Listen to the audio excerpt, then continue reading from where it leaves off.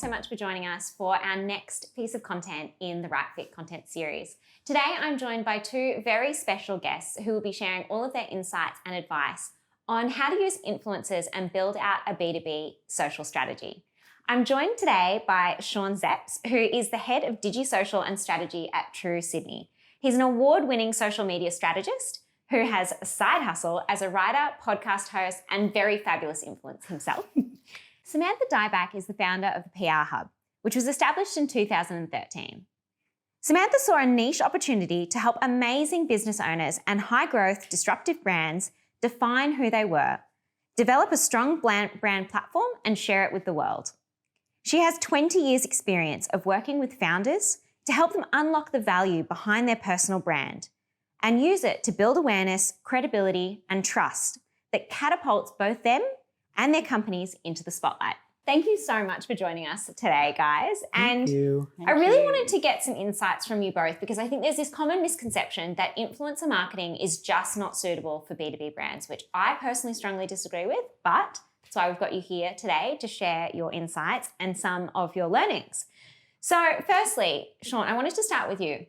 How should B2B brands be thinking about influencer marketing? Is it something that's even right for them? It's 100% right for them. It's a pity because in the B2B space, we've basically been years behind the traditional B2C, businesses. And because of that, we've just been sleeping on the strategy. So businesses are really trying to catch up.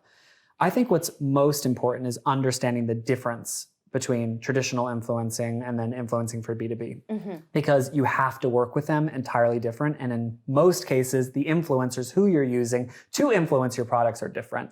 Yeah. So for me, when I'm speaking to a client that's interested in the B2B strategy, the first thing I try to get them to understand is you're not going to be able to post one Instagram picture with an influencer repping your product and you're going to see sales instantly. You're not going to see a ROI on that one image. And it's not going to happen with one post one time. Yeah. In the B2B space, we're really stretching out that long tail strategy and you often don't see return on that investment for months because in a B2B purchasing journey, that's not a decision that happens with one person, and it definitely doesn't happen in one day. Yeah. This is multiple stakeholders. This happens over the course of 3 months, 6 months.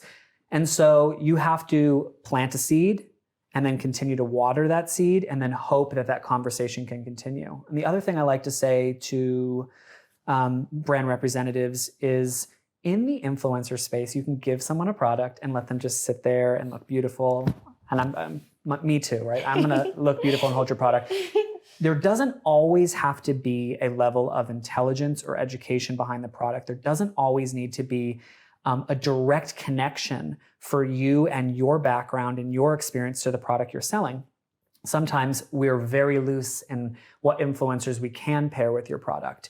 And just like with normal influencer marketing, authenticity is key. Your ability to speak about the product in a way that feels natural and relatable is incredibly important. But in the B2B space, I mean, we're talking about incredibly complicated business structures, product pricing, Intel. Like ask the average person to explain a product from Intel and they would struggle immensely. And so it's an entirely different pool of people. Those people there aren't many of them who like want to make a living and talk about your product. And when you sign up for that partnership, you're really signing up for a long-term relationship. Yeah, absolutely agree. And it's so interesting that there's some fundamentals there that work across B2C influencer marketing. That's true. And so many unique differences there that are so key for B2B. And I think the big one is the length of that sales cycle and needing to be aware of that. Sam, what does the term influencer mean to you? Because I think you work in a really interesting space where you're working with brands who want to engage with business influencers, but then you also look after business influencers themselves. Yeah, I think just to add quickly to Sean's point about the longevity of the campaign, right? So things aren't going to happen in the first week or the first month or even, 3-6 months down the track, right? Whether it's influencer marketing, advertising, PR, whatever, what we would say to clients in that space is what are your objectives? Like business objectives, what are they first over the next 6 to 12 months? And then how do you tie in what you're trying to achieve with influencer marketing as part of that? So that at least you're setting realistic expectations around KPIs and not falling behind. And then also coming back to determining, well, what influencers do we want? So then, how do you define influencer? you guys would agree with this, like we use that term so much, right? And even now there's all these debates in and around what's going to happen. Like to influencers and influencer marketing, is it going to exist? Is it going to be a business model after COVID-19? Now, I think, Sean, you probably say absolutely yes. Yeah. And I think absolutely too. But how do you define influencers? Influencers is new. Like we provide different platforms now with social media. But if you think back to day dot, advertising, marketing campaigns, influencers were people that we knew from movies or from like singers or entertainers or sports stars. So now they were always influencers. So we've always had influencers. They're just people who influence, right? Yeah. But now now anyone can be an influencer, right? Sure. Like I can be an influencer. You can be an influencer. Taryn, like you are an influencer because social media gives all of us that platform. Yeah. So I think talking about influencers and moving past COVID-19, it's like, well, redefining influencer, but, I think the meaning's pretty simple. It's people that can influence other people to do something. Yeah. The only nuance that I see rang most true in your space, in the PR space, is there is a really big difference between an influencer who has clout because they're beautiful or they're on a television show and an influencer who can connect with audiences and sell products authentically. I mean, I work with, publicists all day long at my job. I work with big brands who will give a lot of money to people. And afterwards they're like, what a bummer. We wasted that money. They couldn't connect in the video. It didn't seem authentic. They didn't understand the product well enough. I think my ability to have become successful in this industry, because I've only ever worked in social media, is watching and connecting with the people who don't fit the mold, but for some reason amass an incredibly large following and remain consistent at delivering the message in their tone. So when I work with brands personally, I often say, can I try your product? First, for a longer period of time, because I have small children and my followers who know me from my parenting podcasts expect that I'm going to be honest about the products, especially because that was a huge part of our show, was being honest. So of course you get emails of like, will you push this product? We'll give you this much money, and you want to so badly. But I think when I think of influencers in the modern era, the post-COVID, people aren't looking for Kim Kardashian to tell them to try this tooth. We are savvy. We know what an ad is now. So what we want to do is someone we like, someone we trust, they can push us product, just do it in a really authentic way. And for me, that's like the modern version of that. Yeah, I 100% agree with that. And I think that is so relevant in the B2B space, because in that position, you can get so clear about who it is that's going to affect that purchasing decision. So for B2B marketers and someone who is looking to sell a new, Intel's a great example, new telco systems, software products, what advice would you give to them in how do they identify who the correct influencer is to work with? Because as you said, it's not as easy as, a direct-to-consumer brand or a fashion brand and beauty brand where they can, find someone on any plethora of social channels. Yeah. Should they be looking, is it just on LinkedIn? Where would they start? I mean, I'm going to take a page out of your PR book, I'm sure, like the history of your industry, and say, we don't have to just look at social. That's actually a massive flaw.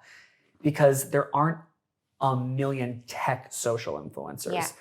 To sell product in the B2B space, which is usually large tech businesses from San Francisco, requires a passion and interest and understanding and an education level to be able to articulate a lot of nuanced technical ideas that someone like me would not be able to do quite well. And so some of the most successful marketing campaigns in the B2B space have leveraged authors, speakers, researchers, technicians. And that's why in the B2B space, we actually tend to put social influencers down the line and prioritize people of influence who are experts in other categories. Yes. And most of the cases, that happens to be the best advocates in the world, employees and customers.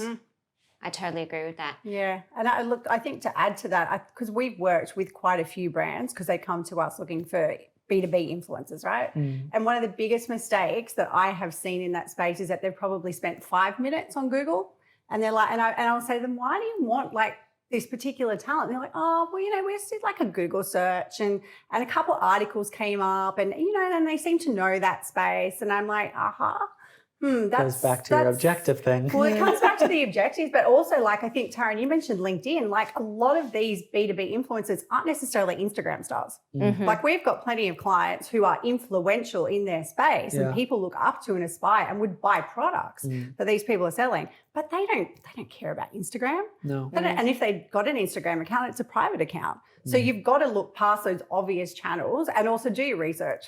Like, you know, it just blows my mind the time that gets wasted by some of these brands and their agencies that come to us. And then once we've gone through the process for a couple of weeks, it's like, oh, actually, maybe that person's not so suitable now. And I'm like, why did we do this? So I think research is key. I mean, having worked with you on the right fit for brands before, obviously any brand who's ever gone down that path outside of B2B understands that you need to know who you're going to target, who you want to reach, what platforms they're on. And that means you might go down a TikTok path or a Snapchat path. And so this is the same brief. It's like, who are you trying to go after? In the B2B space, it's usually a decision maker. So someone higher up in a specific business, where are they spending time? And so yes, from our social platform, they're almost all on Facebook, Instagram, almost all, but they're using it for a different reason. When they're on LinkedIn, they're in a very different mindset. They are in a information and education consumption mindset. And so at least we know when we're talking on that platform to them, we're going to connect. But the bigger opportunity is events.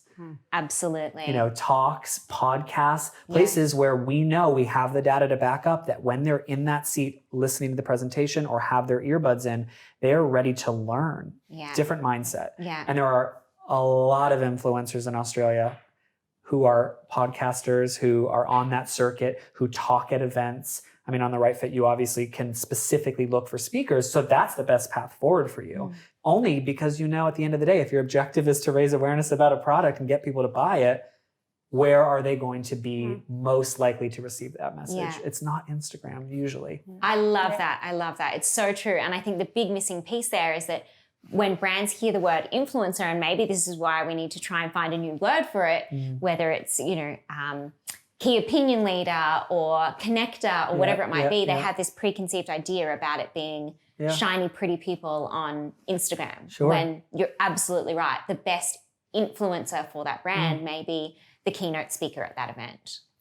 And it's like, it's such a misconception. And I think a lot of brands go down this path and they make a big mistake that the influencer is only there to get you reach. I understand that that's a powerful objective. I need to get my message out there.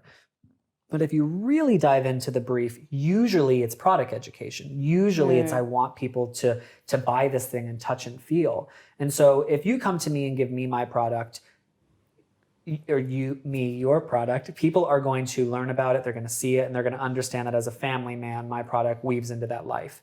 But if you're trying to sell me on a new AI technology and you want a bunch of other businesses to purchase that technology that's very expensive, putting someone who can speak beautifully well in any medium and bring that education out there, they are going to absolutely drive that conversation. They're going to be trusted, and you're going to be able to like eat up all that information and then potentially make a purchase down the line.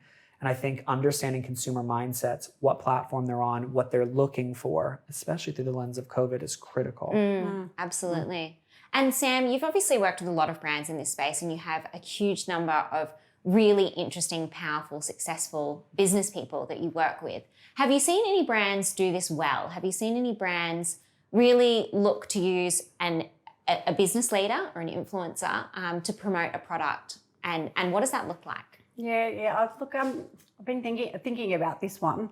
I have to say, last year we actually did a campaign with a few of our talents with MOB, and I think what they did really well on that was that they'd obviously researched who they were going to use, and they weren't necessarily people who were all on Instagram either, right? These were people who were very successful business people, maybe young rich listers, some of them were, but they certainly didn't have an Instagram account attached to them. But they went, right, okay, well, let's find out a little bit more about your business. Let's go and let's spend the time filming you as well. Where do you want to be filmed? Let's go and set that up with a few scenarios. And, you know, we're involved in it as a business as well. And it was just such a well thought out, researched project as opposed to, oh, okay, well, we're going to make you MYB. Like no one even had to become MYB clients, right? Like, and I've seen that with other brands where you're almost forced to go, oh, well, you have to adopt that technology in your business. Or if you're not using it, then, oh, sorry, we can't use you. This was more of an information thing. So it was really good that they didn't force that on any of the talent that they used. And the delivery of the content was great. Like it was really informative. It wasn't in your face, and they were great to work with. And that's what you want, I think, because the people like our clients, as you said, they're successful CEOs, business leaders, they're entrepreneurs who are leading multi-million-dollar companies. They're intelligent. They don't have a lot of time, but they are very good as a resource to collaborate with and find out what their thoughts are on a particular topic. And I guess maybe this is going slightly off topic, but some advice to brands to work well with these styles of influencers is actually collaborate. Don't go to them with a full set of things and go, this is it, that's what you need to do, nothing else, because often they don't actually understand the space the way that the talent that they're engaging to get to their audience does. So that's it's a massive tip, like for B2B brands to do it well, is to actually go, hey, I know they're busy, so ask them in a way that you're not going to waste their time, but also make them feel valued and important, because I bet you can get more out of them. Yeah, that's such good advice, that collaborative aspect where the whole reason that you're engaging with any influencer is because they are that expert in the space. And as you say, so often you see brands come with a very prescriptive brief, which is kind of missing the whole trick, because that's the whole reason you're engaging with that person. It's just a lost opportunity. Like you're co-creating content, so co-create it. Yeah, I think that's why IBM, Intel, Okta have been so successful with their B2B influencer campaigns, because they've tapped into people that they know understand the product over people who have reach. So IBM rolls out their product to their 25,000 employees first across the entire country. Wow. Or world. And so they become the most powerful, educated, articulate, brand advocates, nerd advocates that exist. They get to test it out, obviously in their small friendship groups, whether they have influence or not. And there are overlap. There are people who work there who happen to be, an influencer in their own right. But they're already the expert in their little pool of friends or family. So then they tell their friends, word of mouth, which is obviously forever the best influence that exists. Such a great strategy. Okta did a really wonderful campaign a couple years ago where they leveraged all of their clients. So they bring their customers to the table, and their customers are the brilliant CEOs, the CMOs, the COOs who are articulate. They might not be drop dead gorgeous. Most of them don't have social media platforms. They might have a LinkedIn profile, but they're not updating it. So to miss out on their ability to articulate beautifully, because they have a deep understanding of their industry and the product, is such a missed opportunity. And I think that's why the real people movement, started to pick up even more. But in the B2B space, you really need to be focused on, you can find the overlap, and you should. Who are those influencers who have the intellect and understanding to talk about your product? But before you look outside your business, look inside. Find those people who work at your company who happen to be rock star, junior, anybody's who have influence, and leverage them and ask them questions no one ever does. It was such a news flash to me to look around my office and realize he has 40,000 followers, she has 19,000 followers, he has 12. Why are they not in all of these meetings? Well, because of their particular roles. But if what matters most is authenticity in your content, no one's going to be better than them. So true. You're absolutely right. That missed opportunity of engaging internal stakeholders, and then probably the most important people in the sales process, your customers, and actually engaging them and finding those really loyal brand advocates who potentially for no charge can be out there. They're already getting paid every single day. Damn straight, exactly, out there promoting your brand and your product. And then I do think the only other thing is in the B2B space, and this is another great PR learning, you can bring a comedian onto your stage to help you launch a product. That is not a natural fit. That comedian might not be able to talk about the product in detail, but what they can do is get the historically stuffy CEO or executive who might not be really comfortable and confident. I mean, if we had to sit through one more Mark Zuckerberg presentation where he's, it's a struggle. Why not bring someone up there who can lighten the mood and make it more engaging? So if you can't find the right influencers from your company, advocates who already trust and believe in your product to leverage, or real customers, real people, you can still go to those influencers, the traditional ones who might be in the fashion or food space, and leverage them strategically. You know, Emmylou McCarthy, Emmylou Loves from Melbourne, is just a really good presenter, really good at interviewing, really good at talking. She doesn't need to understand the product, but she understands people. If you understand people and you're sitting across the table from a CEO who needs to talk about a complicated new AI technology from IBM or whatever, if anyone's going to do it, it's someone who has that experience. Or the best people to bring on your stage in the world are professional presenters. Those people, true journalists. My husband, that's what he does for a living. And he's a presenter and a journalist. It doesn't matter what the topic is. Yeah. They are going to be able to get the most out of you to translate it to the audience. And so I feel like it's just making sure you have really smart agency people on our ends who can help you find the right people. Because that's actually what I was just going to ask next. If you are a B2B brand, where do you start? Do you go, okay, one of the things, yes, you go through your internal employees maybe and look for particular standouts, you look to customers. But if I've decided, okay, I need to get a broader reach than that and I want to go about finding some external influencers, what do? Do you go to an agency? Do you try and look for overlaps in terms of, I don't know, follower base or keywords? Where would you start? Yeah, well, I think it comes back to the objective, right? And how are you planning to deliver it? So it's not just social media, which I think is one of the biggest barriers, is that we've got to stop thinking, okay, I'm going to do an influencer marketing campaign because somebody told me I need to. Yeah. And so I'm going to go and start looking at Instagram and Facebook and TikTok and Snapchat and see who's on there, because that's what my influencer marketing campaign is going to be. So your point about the events, coming back to an event, right? And having somebody outside of that, whether it's a comedian or a presenter, do that is brilliant. And then when you come, that takes us back to, how do you define an influencer? Because when you're defining an influencer traditionally, you don't go, oh, it's like, I'm going to use a comedian to do the emceeing at my event, or, intro the CEO. So it's thinking really broadly about what is an influencer, get your head out of the space of that it's social media and Instagram. What's my objective? And then start to, maybe it is a talent agency search. I mean, Google search, I say everybody Google searches. Google search is important, but spend more than 5 minutes doing it and spend some time doing research. Don't just rush through it because you have to tick a box. Yeah. I mean, I think what we do for a living is really helpful because we understand holistically every marketing touch point. And so if you go to a PR firm or an ad agency and you say, this is something that we want to do, you can look at it in the greater context of your 360 marketing strategy. And that to me is really important. I cannot agree with you more. So many people out there just want to make content. They don't care about making good content. And they rush into creating content just to put it out into the world. But if it's bad, it is detrimental to your business. And so to sit down with someone who thinks about your entire business and goes, does it make sense right now? Is the first thing. If you can't do that because you can't afford it and it's just you, I think going back to objective, what do I want to do? Do I want to sell product? Am I just trying to get the message out there? Once you've identified that, a lot of your decisions fall into place quite easily. But if you understand your objective and your customer, whether it's an intended customer because it doesn't exist yet, or you know for a fact that 44-year-old women from Melbourne buy your product, it's then figuring out where those people live. And you can do that easily with Google research. That information is released on a monthly basis. You can buy a subscription to eMarketer, or you could easily go to businesses like yours, right? I mean, and the Right Fit would be really good at saying, these are the right people to help you make the good content, not just to make content.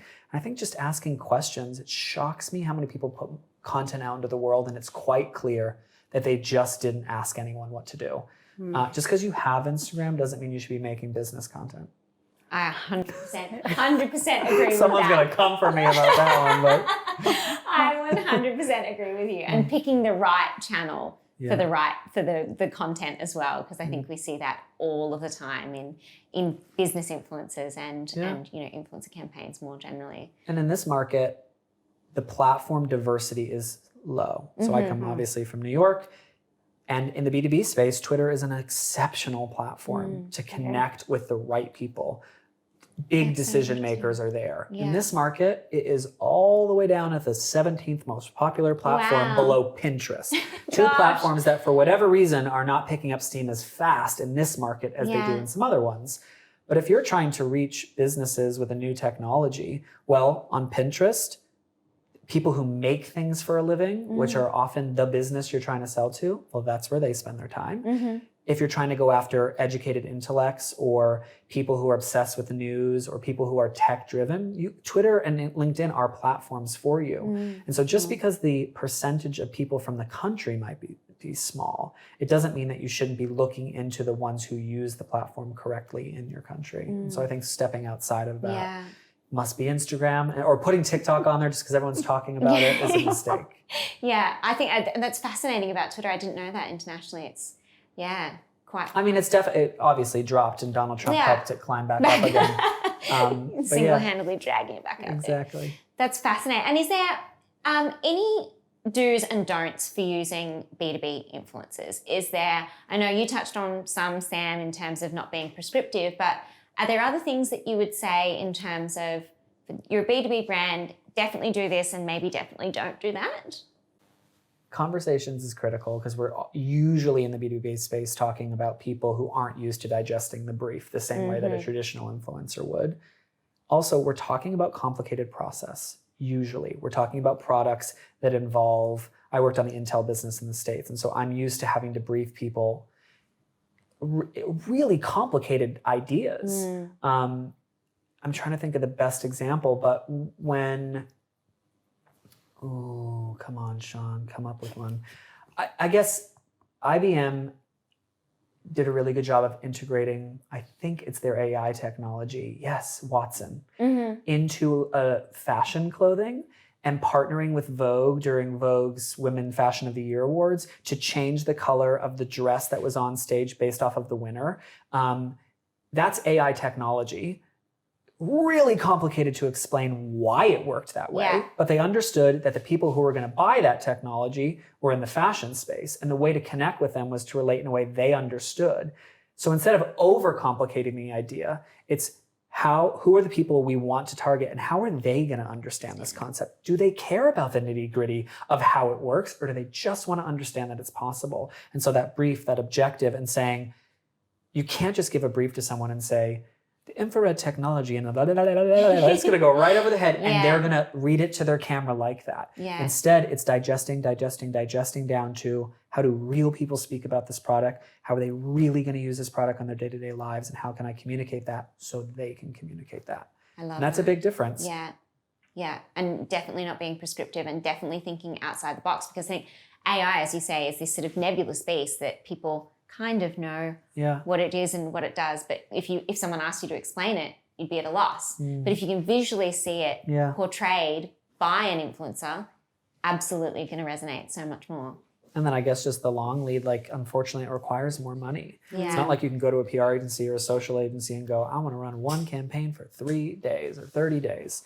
It just doesn't work that way, unfortunately. You really have to invest the money into that long-term partnerships. But what's funny is, isn't that just great brand marketing anyways? If you can attach yourself to an influencer, whether it's for a baby product or a clothing line, and you partner with an influencer who believes in your product and over time is going to become more and more connected to your product, you're going to sell more. But in this case, in B2B space, it's way more critical.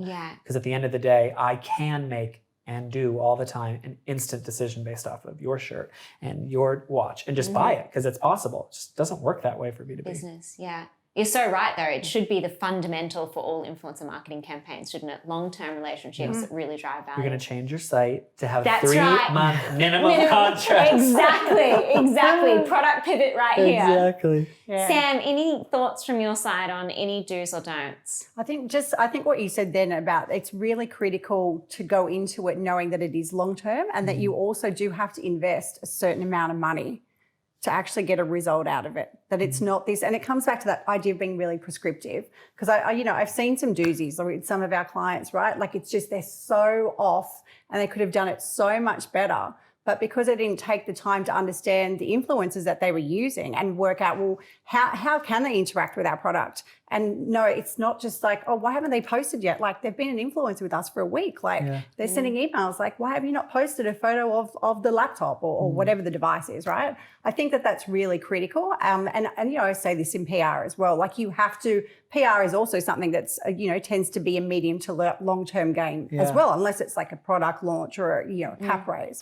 So unless you really understand that you have to invest a certain amount of time and money in something like that, then you probably shouldn't waste your time starting it in the first place. Yeah, I absolutely agree with that it can't be an ad hoc one-off relationship and expecting there to be some sort of long-term result. Yeah. Thank you so much for joining us today. That was so insightful, guys. And I Thank you. really appreciate it. And I'm sure we would love to have you both back again soon. Thanks for having us. Thanks so much.